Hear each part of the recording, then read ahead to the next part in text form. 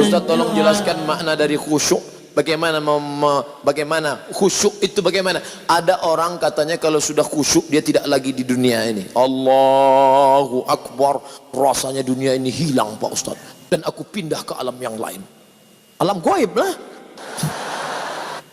Sekarang kita lihat sahabat Nabi waktu sholat, apakah dia pindah ke alam lain atau tempat di tetap yang sama? Ketika itu Nabi sakit, imamnya Abu Bakar imam, sahabat di belakang. Allahu Akbar. Ketika mereka sedang sholat, Nabi datang dari samping, maka sahabat yang di belakang memukul tangan, mukul.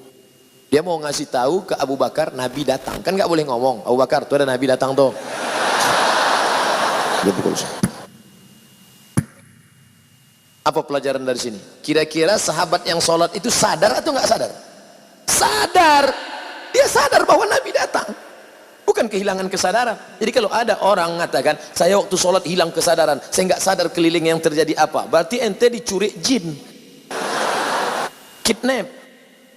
Ente tetap sadar. Nabi, sahabat bukan tidak sadar. Pelajaran yang kedua, ketika sedang sholat apa kata Nabi? Uqtulul aswadaini fis sholah, bunuhlah dua yang hitam ketika sedang sholat. Allahu Akbar. Tiba-tiba ada dua yang hitam. Dua yang hitam itu ular dan kalajengking. Kira-kira orang yang disuruh Nabi membunuh ular dan kalajengking saat dia sholat itu sadar atau nggak sadar? Sadar, ada ular di depan. Kalau nggak sadar pejam, tiba-tiba buka anaconda. Tiga, ketika sedang sholat tidak ada orang boleh lewat di depan. Kalau ada orang yang lewat depan, dia ginikan tangan.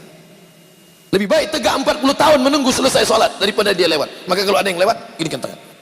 Kira-kira orang yang sholat, ada orang lalu di depannya, dia sadar atau nggak sadar ada orang lalu? Sadar, maka dia ulurkan.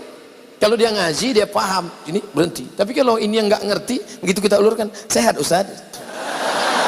Siapa yang ngajak salaman? Orang lurus kok. Kesimpulannya, bahwa orang yang sedang sholat itu sadar. Hanya saja dia pikirannya tidak kemana-mana. Bagaimana cara khusyuk itu Pak Ustadz? 5 langkah kata Syekh Ali Tontowi. Yang pertama, dari mulai mendengar azan jangan ngomong. Allahu Akbar, Allahu Akbar, Allahu Akbar, Allahu Akbar, hayya 'alas salah, la haula wala quwata. Jangan ngomong. Makanya nanti kalau ada kawan di sebelah ngomong, bro gimana kabarnya? Allahu Akbar, Allahu Akbar. Kabarnya kemarin di internet itu kan isu Sianus, la haula wala quwata illa billah. Nah, lalu kemudian tutup dengan doa wasilah. Allahumma rabb hadhihi da'wati tammati wa salatil qa'imah ati sayyidina Muhammadan lil wasiyatil fadilah wa syarafa darajatil 'aliyatir rafi'ah wa ba'athu Allahumma maqama mahmudan alladhi wa'adta innaka la tukhliful mi'ad. 2, ketika berwudu enggak boleh ngobrol. Ambil air, yang ngobrol. Ini saya lihat banyak yang sedang ambil wudu ngobrol. Kan gua udah ngomong kemarin. Jangan, tapi lu nggak peduli sih. Nggak boleh ngomong. Makanya hadis riwayat Ibnu Majah, ketika air kau masukkan ke mulut, saat itu keluar dosa-dosa mulut. Ketika air menyiram muka, keluar dosa dari kelopak mata. Ketika air menyiram tangan, keluar dosa dari celah jari jemari. Ketika air menyusap kepala, keluar dosa sampai lubang telinga. Ketika air menyiram kaki, keluar dosa dari celah-celah jari jemari kaki. Maka kau khusyuk, lalu kemudian kau tutup dengan doa, Allahumma ja'alni minat tawabin wa ja'alni minal mutatahhirin wa ja'alni min ibadikas. Yang ketiga, dari tempat wudu ke tempat sholat gak boleh tasbik. Tasbik itu menjalin jari jemari, retak. Gak boleh tasbik, retak. Tangan dia udah gak bunyi, tangan kawan dibunyi kayaknya. Gak boleh. Jangan tasbik, yang boleh tasbih. Subhanallah, subhanallah, subhanallah. Azan belum berkumandang atau sudah azan iqamat belum? Subhanallah, subhanallah, subhanallah. Gimana kabarnya? Jadi kita besok pergi seminar acara undang. Subhanallah, subhanallah. Nah, lalu kemudian yang keempat, pahami bacaan. Saya tidak nyuruh menterjemahkan, yang diterjemahkan. Inna solati my praying, wa mahyaya my life, wa mamati my die. lillahi ta'ala, for you, oh my God. Bukan diterjemahkan. Bukan diterjemahkan. Jangan nanti ada yang menerjemahkan. Bismillahirrahmanirrahim. In the name of Allah, most gracious, most merciful. Tidak perlu kau terjemahkan. Yang penting kau paham saja, connect maknanya. Sama seperti ngomong bahasa Jawa. Saya bukan orang Jawa, saya orang Melayu dari Sumatera. Tapi ketika saya bahasa Jawa, saya tidak perlu terjemahkan. Pripun kapari Pak Apis uang perang-perang dino ora teko kene. Enggak perlu diterjemahkan. Ngapain diterjemahkan? Yang penting paham. Jangan diterjemahkan.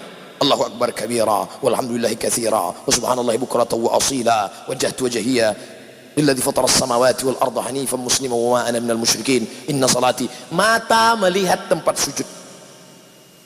Makanya jangan mata, apalagi di masjid ini, mata kalau jelalatan, wah keramik, wah ini mahal ini, wah berapa ini. Apalagi nanti sholat zuhur, ini belum dibuka, melihat, wah Ustadz Somad sama Ustadz, wah ada pahit tren. Oleh sebab itu maka ini bahaya, makanya mata biar sana. Makanya kalau sholat ke masjid jangan pakai baju yang ada tulisan-tulisan. Ini sudah terlambat datang hari Jumat, khotib naik pakai baju tulisan, tulis ini. Emang masalah buat lo? Gimana orang mau sholat? Nah, jangan pakai tulisan. Ibu, kalau pakai mukena jangan yang terlalu rame. Ini mukenanya semua bunga, bunga matahari, bunga kenanga, bunga kemboja, bunga tai ayam, ada semua di sini. Ada teman yang sholat di belakang lihat, di mana belinya ini ya? Kira-kira harganya berapa nih ya? Ini benangnya katun Jepang atau Korea ini?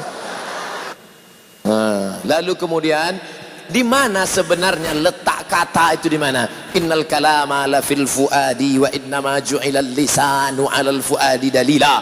Letak kata-kata itu di dalam hati, tak berbunyi, tak bersuara, tak berhuruf, tak bertinta, tapi kemudian diciptakan lidah untuk mewakili. Konekkan antara lidahmu dengan hatimu. Allah. Makanya dalam mazhab Syafi'i, mulut menyebut Allah, hati mengisi qasad ta'arad ta'yin. Salatnya salat apa? Salat zuhur. Berapa rakaat? 4 rakaat. Jadi imam apa jadi makmum? Jadi makmum. Ada apa qada? Ada.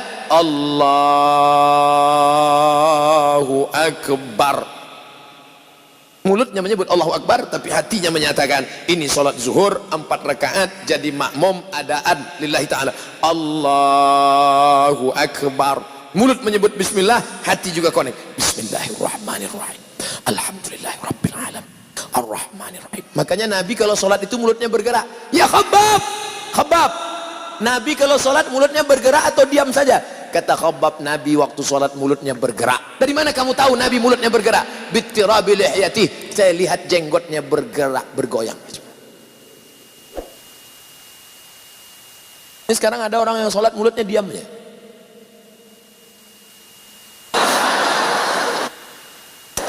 Apa ya? Berdoa juga bersuara. Ud'u rabbakum, bersuara, lirih, mulut bergerak. Ya Allah, tolong aku ya Allah, tolong anak-anakku ya Allah. Ini ada orang berdoa mulutnya diam ya. Rasanya tak perlu kusebutkan satu persatu, karena aku yakin kau tahu yang ku mau. Ustaz tolong jelaskan makna. Sudah. Apa hukum musik? Buka, pertama syaratnya beli 4 GB. Setelah itu tulis di www.youtube.com. Kau mau tanya tentang apa? Kredit, Somad kredit. Tanya tentang apa? Tentang musik, Somad musik. Tanya tentang apa? Politik, Somad politik. Pokoknya apa saja kau tulis itu. Somad LGBT, Somad narkoba. Enter, dapat video-videonya insyaallah. Sudah saya enter kok enggak nyala videonya Pak Ustadz, paket habis.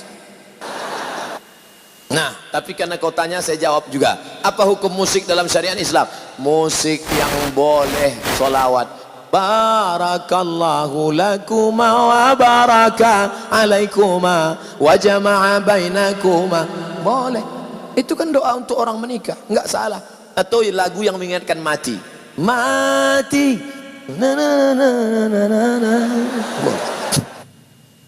Untuk yang anak-anak muda. Kalau untuk yang emak-emak, bila Israel datang memanggil, jasad terbujur di pembaringan. Tapi lagu itu jangan dinyanyikan waktu acara pesta nikah. Berikut ini mari kita dengarkan satu lantunan lagu yang disampaikan oleh ibu-ibu dari majelis pengajian. Sekujur tubuh akan menggigil, sekujur badan kan kedinginan. Pengantinnya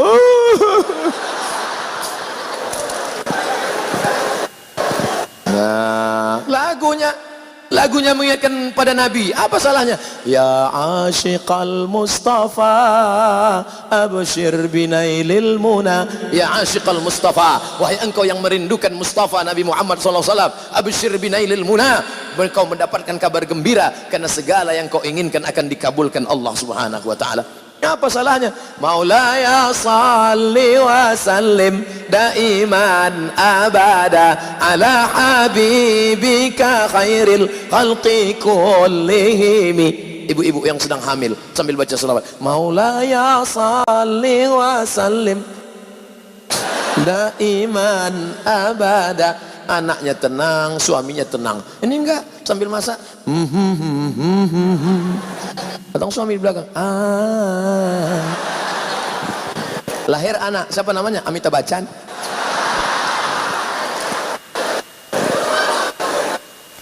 Kalau puasa sunnah kan boleh dua niat. Kalau sholat sunnah apakah boleh juga Ustadz dua niat?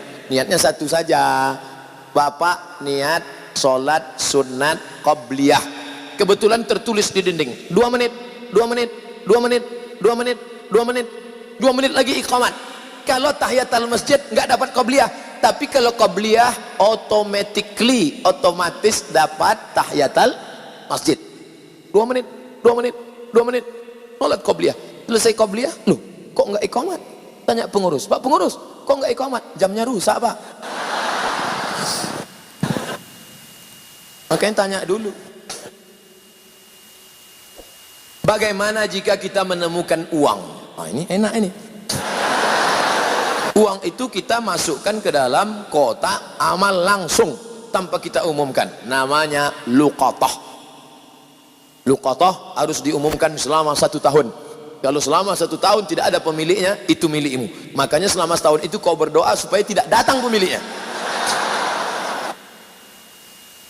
Pas hari yang ke-359, ya Allah, jangan sampai datang dia. Pagi 360 dia pun datang.